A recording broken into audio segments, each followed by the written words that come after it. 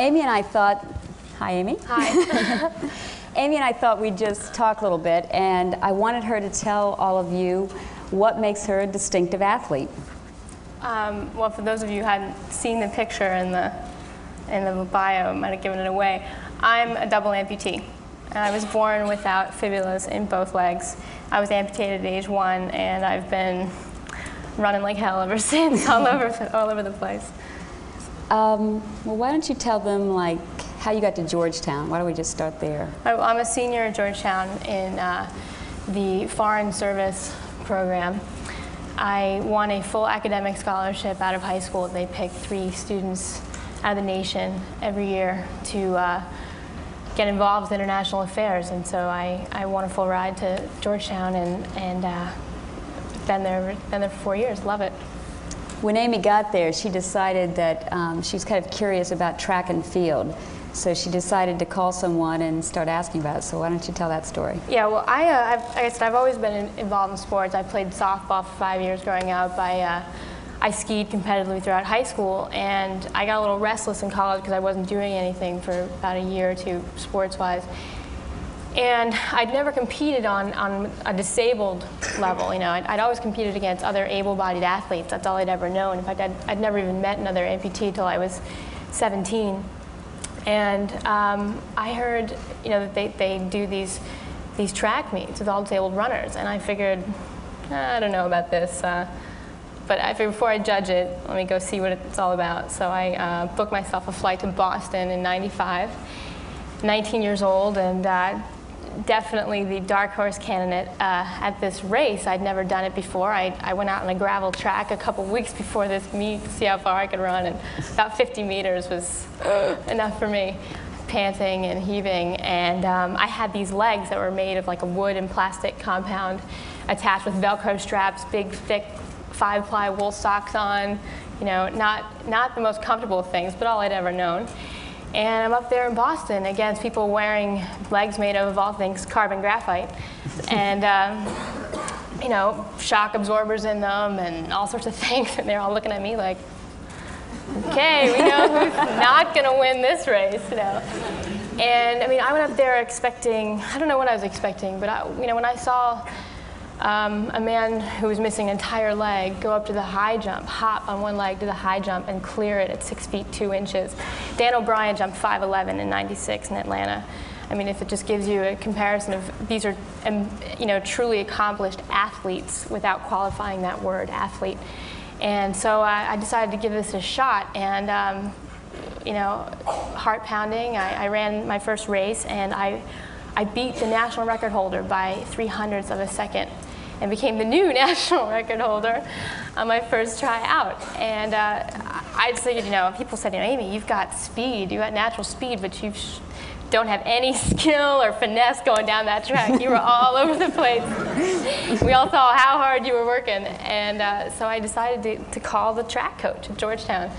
And thank God I didn't know just how huge this man is in the track and field world. He's coached 5 Olympians, and you know, the man's office is lined from floor to ceiling with All-America certificates, you know, of all these athletes he's coached, and just a rather intimidating figure.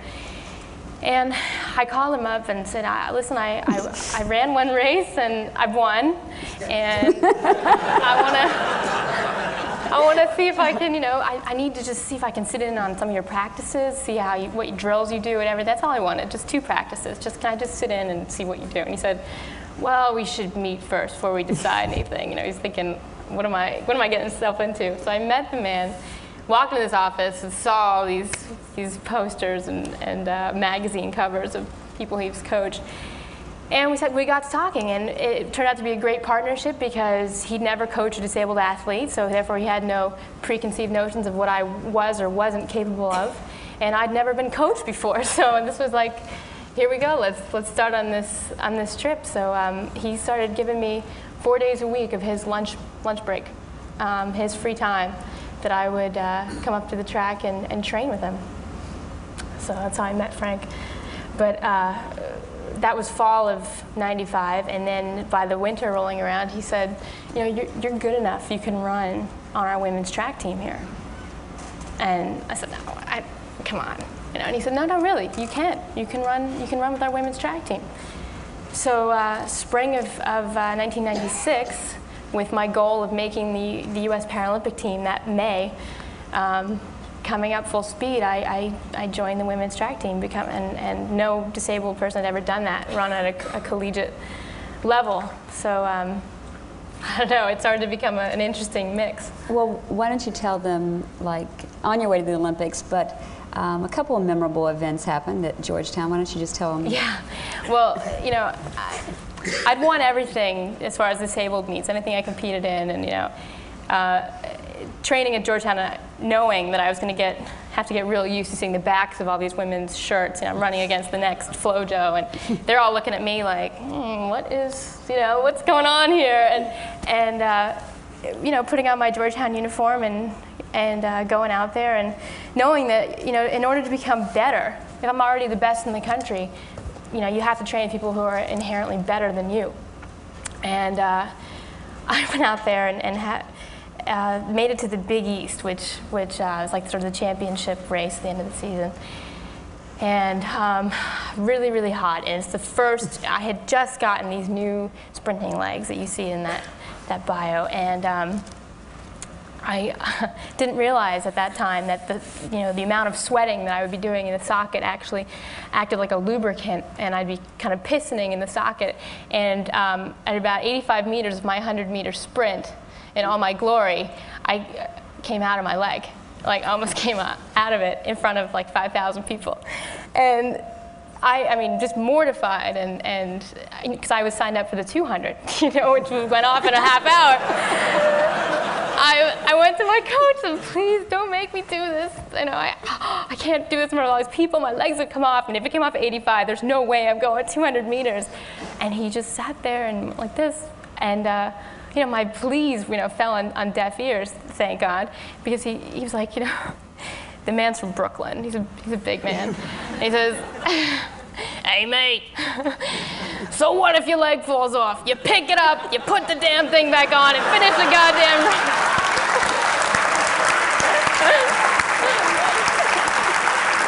And I did. So, you know, it sort of, he kept me in line. He kept me on the right track. So then Aimee makes it to the 1996 Paralympics, and she's all excited. Her family's coming down. It's a big deal. She's now 2 years you've been running? No, a year. A year. And why don't you tell them what happened right before you go run your race? Okay, well, Atlanta. The Paralympics, just for a little bit of clarification, are the Olympics for people with physical disabilities, amputees, persons with cerebral palsy, and wheelchair athletes, as opposed to the Special Olympics, which deals with people with mental disabilities. So, you know, here we are like a week after the Olympics and down in Atlanta, and I'm just blown away by the fact that, you know, just a year ago I got out in a gravel track and couldn't run 50 meters. And so here I am, never lost. You know, I set new records at the U.S. Nationals, the Olympic trials that May, and was just, you know, sure of it that I was coming home with the gold. I was also the only what they call bilateral BK, below the knee. I was the only woman to be doing the long jump. I started the long jump, and a guy who was missing 2 legs came up to me and says, "How do you do that? You know, we're not supposed to have a plantar foot, so we can't get off on the springboard." I said, well, I just did it. No one told me that. So it's funny, I'm 3 inches within the world record, and it kept on from that point. You know, so I'm signed up in the long jump. Signed up. You know, I made it to the long jump and the 100 meter. And I'm sure of it, you know, I made the front page, my hometown paper that I delivered for 6 years, you know, it was like this was my time for shine. And we're at the warm-up stadium, Cheney warm-up track, which is a few blocks away from the Olympic Stadium, and these legs that I was on, which I'll take out right now, I was the first person in the world on these legs. I was the guinea pig, and I'm telling you, this was like, talk about a tourist attraction. Everyone was taking pictures of, what is this girl running on? And I'm looking around like, where's my competition? It's my first international meet. I tried to get out of anybody I could, you know, what kind of, you know, who am I running against here? Oh, Aimee, we'll have to get back to you on that one. I wanted to find out times. Don't worry, don't worry, you're doing great. This is 20 minutes before my race. in Olympic Stadium, and they post the heat sheets. And I go over and I look, and my fastest time, which was world record, was 15.77. Then I'm looking, the next, lane 2 is 12.8, lane 3 is 12.5, lane 4 is 12.2. I said, what's going on? And they shove us all into the shuttle bus, and all the women there are missing a hand. So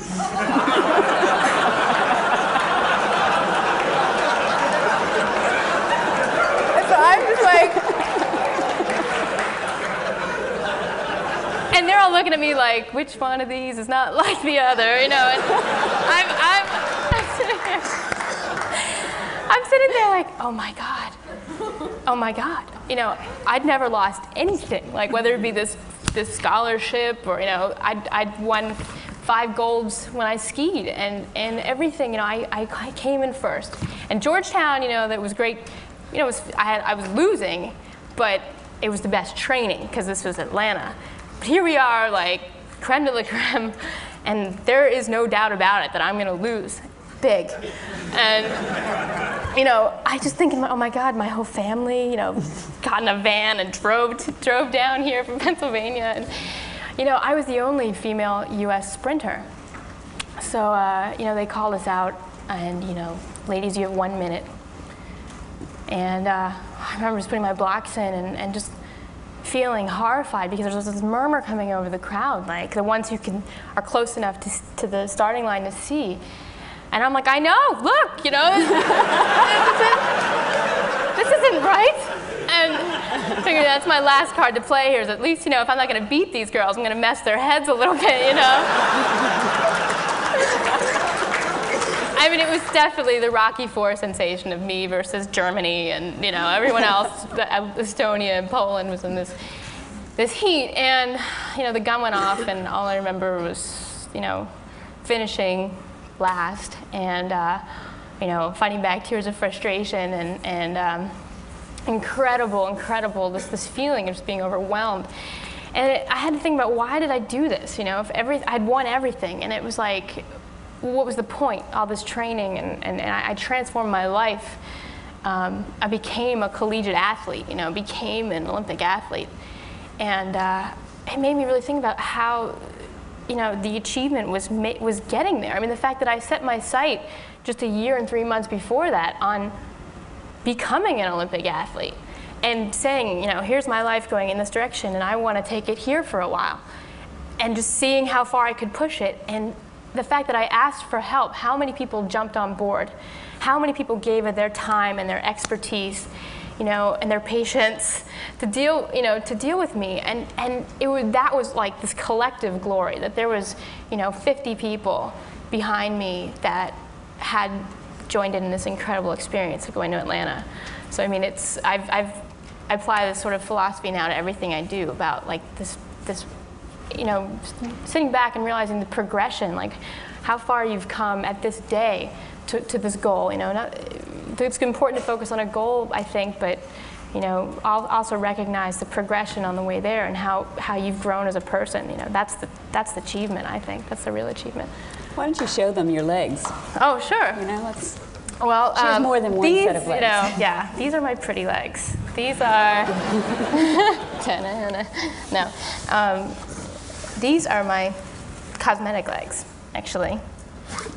And they're absolutely beautiful. You have to come up and see them. They have hair follicles on them, and I can paint my toenails, and like, I can wear heels. Like women, you guys don't understand what that's like to be able to just go into a shoe store and buy whatever you want. You got to pick your height? I got to pick my height, exactly.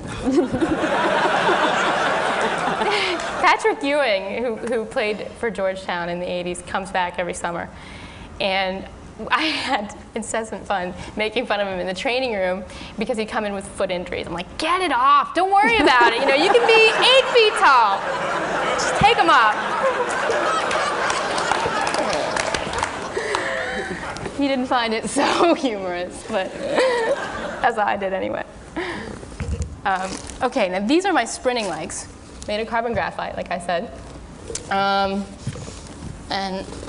I gotta make sure I got the right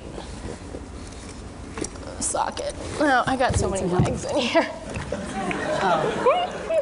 These are, you want to hold that actually? Yeah. That's my, that's another leg I have for like tennis and softball. It has a shock absorber in it. So it's like, it makes this neat sound when you jump and run around it. All right.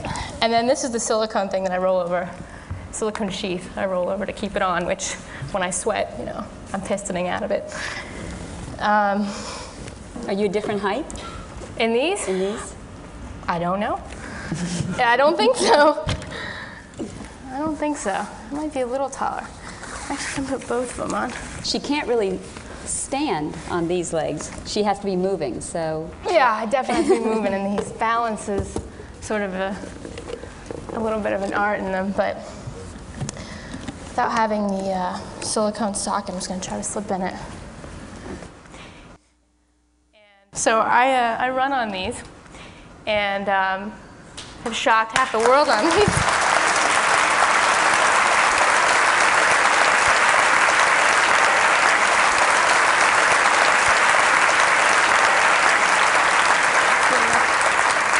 These are supposed to simulate the actual form of a sprinter when they run. If you ever watch a sprinter, the ball of their foot is the only thing that ever hits the track. So when I stand in these legs, my hamstring and my glutes are contracted as I would be had I had feet and were standing on the ball of my feet. So it's a company in San Diego called FlexFoot.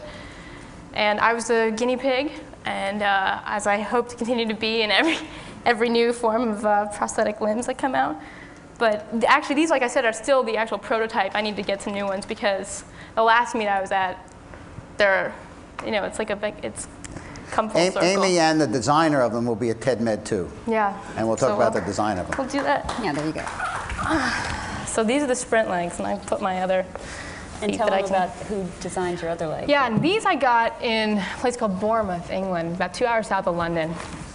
And I'm the only person in the United States with these, which is a crime because they are so beautiful. And I don't even mean like because of the toes and everything. It's, for me, while I'm such a serious athlete on the track, I want to be feminine off the track. And I think it's so important, not to be limited in any capacity, whether it's, your mobility or, even fashion. I mean, I love the fact that I can go in anywhere and pick out what I want, the shoes I want, the skirts I want. And so I'm hoping to try to bring these over here and make them accessible to a lot of people. They're also silicone. This is like a really basic prosthetic limb under here. It's like a Barbie foot under this. It is. I mean, it's stuck in this position, so I have to wear a 2-inch heel. And I mean, it's really, let me take this off so you can, I don't know how good you can see it, but like it really is, there's veins on the feet, and then my heel's like pink, and my Achilles tendon, it moves a little bit. And it's really an amazing piece of work. I got them a year and 2 weeks ago. And this is just a silicone piece of skin. I mean, what happened was 2 years ago, this man in Belgium was saying, God, if I can go into Madame Tussauds Wax Museum and see Jerry Hall replicated down to the color of her eyes, looking so real as if she would breathe, why can't they build a limb for someone that looks like a leg, or an arm or a hand? I mean, they make ears for burn victims. They do amazing stuff with silicone. 2 weeks ago, Aimee was up for the Arthur Ashe Award at the ESPYs, and she came into town and she rushed around and she said, I have to buy some new shoes. We're an hour before the ESPYs, and she thought she'd gotten a 2-inch heel, but she'd actually bought a 3-inch heel. And this poses a problem for me because it means I'm walking like that all night long. I can't walk. 45 minutes. We had luckily the hotel was terrific. They got someone to come in and saw off the shoes. I said to the receptionist, I am just harried, and Cheryl's at my side. I said, look, do you have anybody here who can help me with this? I have this problem. Because at first they're just going to write me off. Like, look, if you don't like your shoes, sorry, it's too late. No. I've got these special feet, okay, that need a 2-inch heel. I have a 3-inch heel. I need a little bit off. Okay, they didn't even want to go there. They didn't even want to touch that one. They just helped us and it was done. They just did it. So. No, these legs are great. I'm doing, I'm actually going back in a couple weeks to get some improvements. I want to get legs like these made for flat feet so I can wear sneakers. I can't with these ones. So That's it. that's AimeeMullins.